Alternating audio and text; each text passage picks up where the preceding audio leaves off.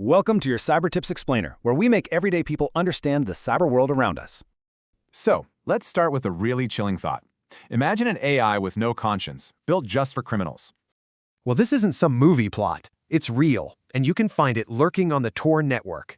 It's called Dig AI, pretty much an uncensored AI that's, built for crime.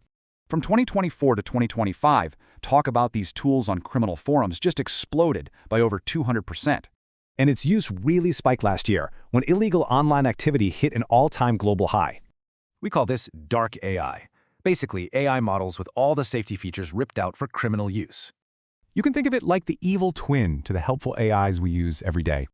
And getting to it is shockingly simple. No account, no hurdles, just a few clicks away. It's actually built on a powerful model, so its uncensored outputs are super effective. Okay, so what can this thing actually do in the wrong hands? It can cook up anything from malware to bomb-making instructions. It's a weapon for hire. And security experts are seriously worried. They're warning it could be a tool for extremists.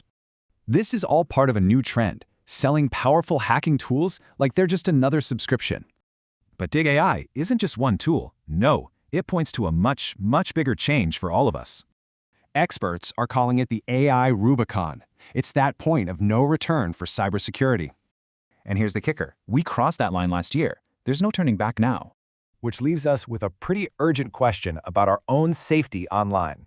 Binge on our playlists on a watch marathon to become a cybersecurity expert. Subscribe to this channel, like and share this video with someone you deeply care about to have a foolproof cyber defense.